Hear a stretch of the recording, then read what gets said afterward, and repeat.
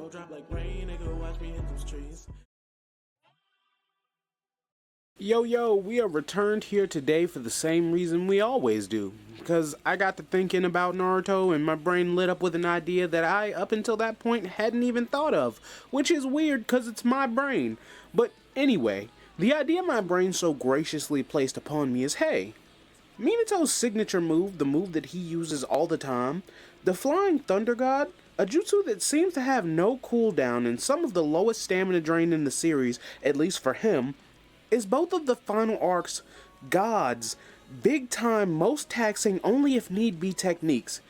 And that made me say, well, yeah, brain, but those were completely different displays. Hagoromo's dimension hop was from the afterlife, and he brought multiple souls he wasn't necessarily in contact with from the afterlife at once.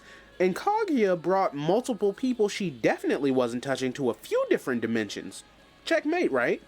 Well, no, because Brain says, sure, that may be the case, but Obito was able to warp to Kaguya's dimension fairly easy, all things considered, and we know pretty much for a fact that if Minato had a mark on anyone or anything in those dimensions, he would have no trouble getting there instantly, which I'm assuming is one of the reasons being a Ten Tails Jinchuriki, and again assuming here, having 6 Paths chakra removes the seal he placed on Obito.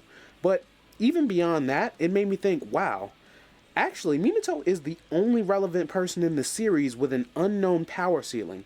And what I mean by that is, everyone else is pretty much forced to use their full capacity somehow.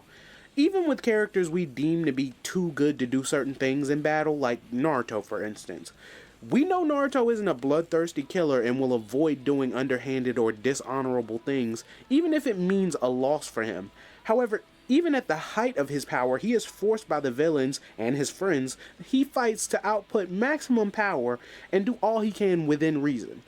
Even someone like Tobirama, who created the Flying Thunder God Jutsu, is less adept at using it, and even with its use, he's still nowhere near Minato's level.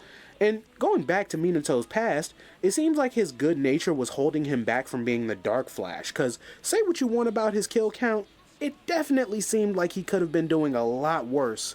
I mean, think about it.